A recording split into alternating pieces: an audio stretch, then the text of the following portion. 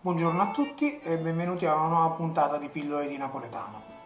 Oggi parleremo di 3 termini che napoletani proprio non sono, ma che vengono utilizzati frequentemente dai napoletani, convinti che siano parole assolutamente presenti nel vocabolario della lingua italiana, ma che in realtà in questo non ci sono. Il primo, andremo per ordine alfabetico. Il primo è assegno.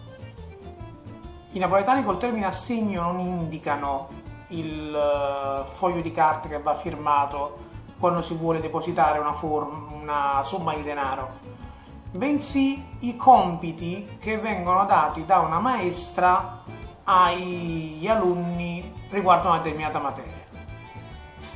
In napoletano vengono detti assegno e non è presente in dizionario una parola del genere. La sua probabile origine deriva da assegnato, perché sono i compiti che vengono assegnati agli alunni. Il secondo termine che andremo a analizzare è cassino. I napoletani con il cassino intendono la cimosa o il cancellino, ovvero quel pezzo di stoffa arrotolato che viene utilizzato per cancellare sulla lavagna.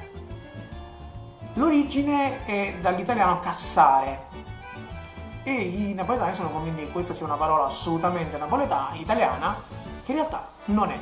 È stata ultimamente accettata in alcuni dizionari come meridionalismo.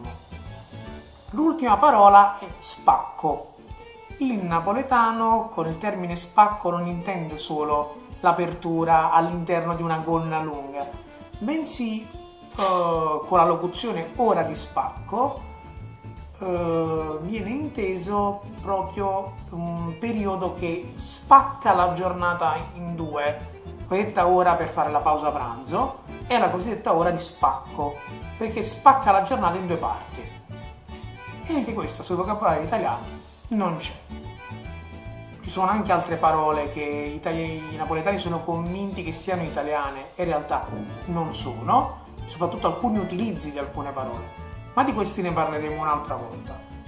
Con questo io concludo questa puntata, non mi resta altro da fare che salutarvi, darvi l'appuntamento alla nuova lezione di Pillole di Napoletano e come si dice a Napoli, ciao brim!